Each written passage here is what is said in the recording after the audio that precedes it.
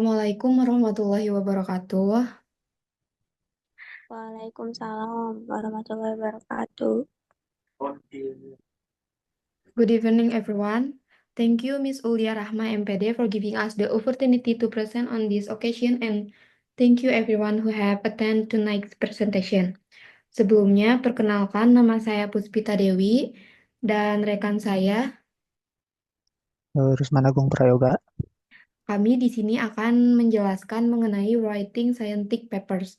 Sebelum itu, kita akan mulai dengan quiz vocab dulu.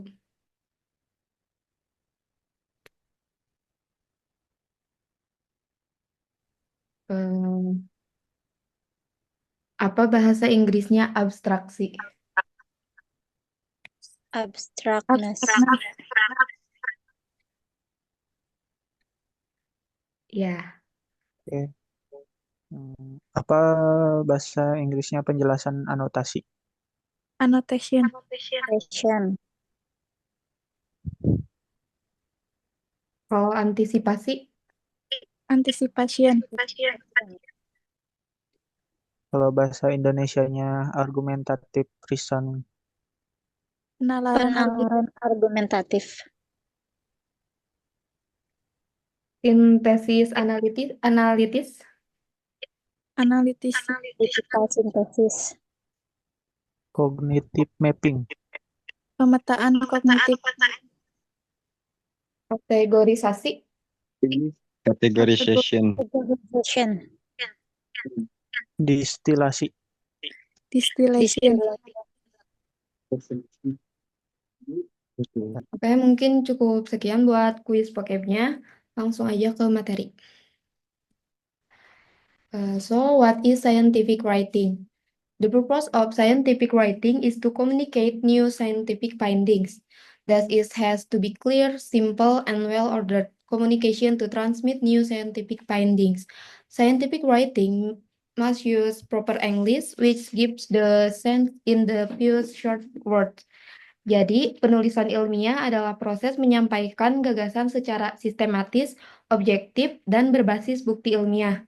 Tujuannya untuk berbagi informasi yang jelas dan terstruktur agar dapat dipahami, diuji, dan diverifikasi oleh pembaca yang memiliki latar belakang ilmiah.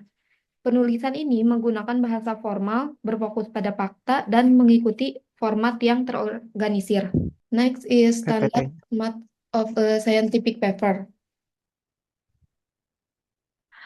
Title, subject and aspect studied. Title atau judul harus jelas, singkat, dan mencerminkan isi penelitian. Next is abstract, summary of purpose, findings, and conclusion. Abstrak atau ringkasan singkat dari tujuan penelitian, metode yang digunakan, hasil utama, dan kesimpulan. Biasanya terdiri dari 150 sampai 250 kata. Next, introduction atau pendahuluan, background and reasons for the study. Menjelaskan latar belakang masalah, tujuan penelitian, dan juga pertanyaan mengenai penelitian. Next is methods, procedure, and tools used. Atau metode, penjelasan mengenai desain penelitian, metode yang digunakan, teknik pengumpulan data, serta analisis data. Results, data, and findings. Atau hasil, merupakan penyajian data yang diperoleh selama penelitian. Bisa menggunakan tabel, grafik, ataupun gambar untuk memperjelas. The last one is discussion, significance, and implication. Atau diskusi merupakan penafsiran hasil penelitian, menjelaskan apa yang ditemukan dan membandingkan dengan penelitian sebelumnya, serta saran untuk penelitian selanjutnya. Selanjutnya akan dijelaskan oleh Risman. Untuk kedua, detailed explanation of each section. Yang pertama, title atau judul. Concise and specific reflects the article main focus. Example, territory size in Lincoln Sparrows. Melos visa Lincolni. 2. Abstract. Length 50 to 100 words. Content. Purpose, why the study was conducted. Main findings, key result, conclusion, summary of implication. Example, we report the stabilization of two genes responsible for renal impairment in fawn-hooded rats. 3. Introduction. Broad context introduce the subject matter, specific problem, review prior studies and knowledge gaps. Study objective, explain how the research addresses the gap. Example, Eximid rodent are key to neotropical forest dynamics, yet their microhabitat use is poorly understood. 4. Methods. Comprehensive description. Study design and procedure, techniques used and rationale. Statistical analysis, software or tools used. Example, we used Wilcox rank sum test for comparison of brightness score among groups. Next. 5. Result data presentation, use table and figures effective. Highlight pattern and relationship. Key focus, avoid excessive verbiage, emphasize key finding. Example, Terrenian pools rank from 60 m2 to 5 m2 between May and July. 6. Discussion. Interpretation. Analysis data in relation to previous studies. Highlight practical implication. Structure. Center around key hypothesis or question. Use subheading for clarity. Example, selection for early parturition in musculus is evidenced by increasing hazards with delayed birth.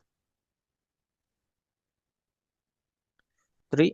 Bibliography format, MLA or Modern Language Association. General format, author's name, books or article title, city of publication, publisher, year. APA or American Psychological Association. General format, author's initial, year, title, city of publication, publisher.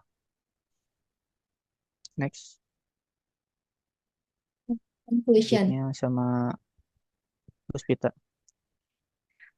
Writing a scientific paper requires a structured approach to ensure clear communication and reproducibility. Each section serves a specific purpose in presenting research findings effectively and professionally. Jadi makalah ilmiah memerlukan struktur yang jelas agar penelitian dapat dipahami dan diuji ulang. Setiap bagian memiliki fungsi spesifik untuk menyampaikan temuan secara efektif dan profesional. Mungkin cukup sekian dari kelompok kami. Apakah ada yang ingin bertanya?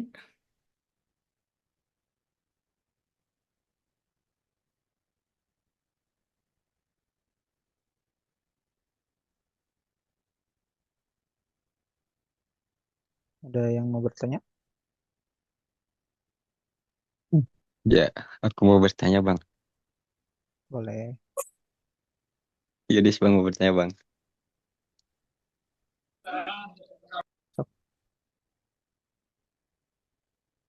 Oke, apa namanya?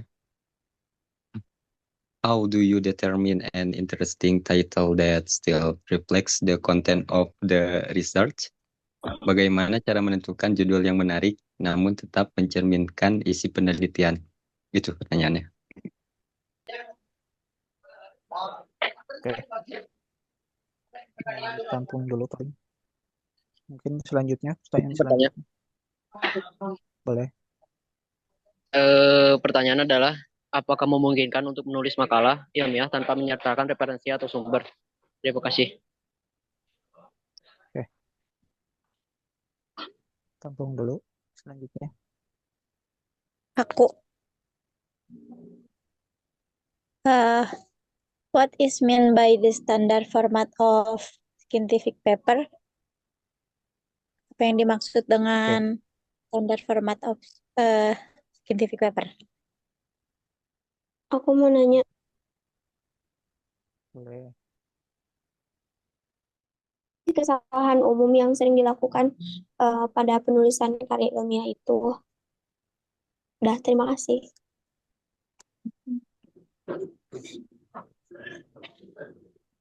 Oke, dari Yudis dulu ya.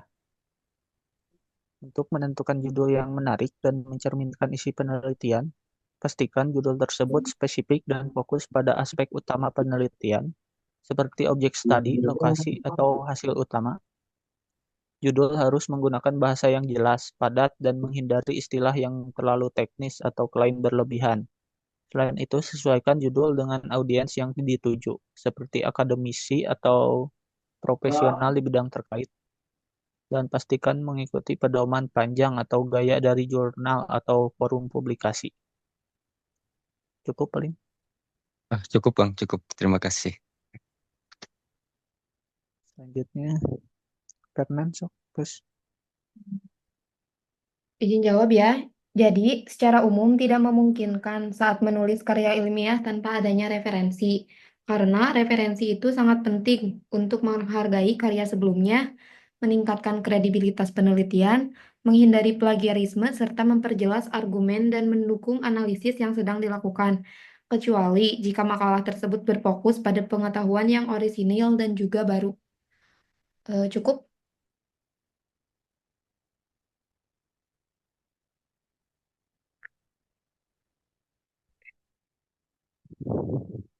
cukup gak, Fer?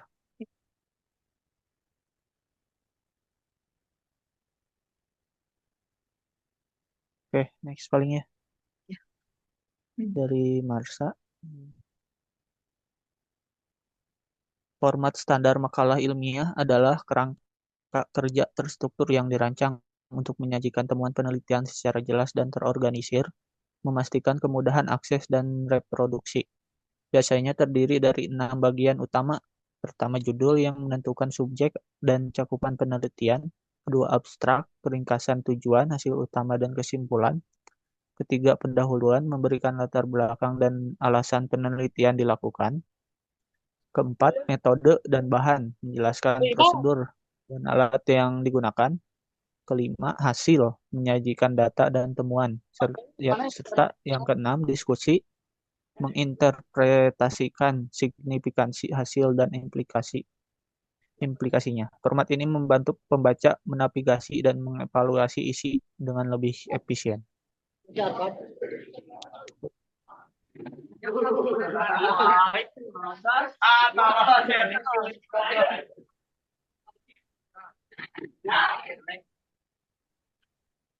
Oke, next.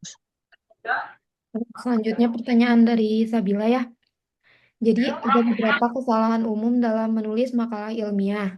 Di antaranya yaitu lack of structure atau struktur yang tidak jelas, weak literature review atau kurangnya referensi, weak arguments atau bukti dan alasan yang tidak jelas.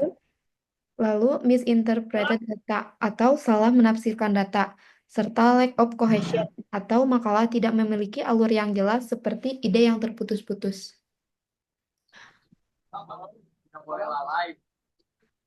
Cukup ya? Cukup, makasih. Sama. Oke, mungkin cukup sekian ya dari kelompok kami. Mohon maaf atas segala kesalahannya. Terima kasih karena telah hadir di Zoom meeting kali ini. Wassalamualaikum warahmatullahi wabarakatuh.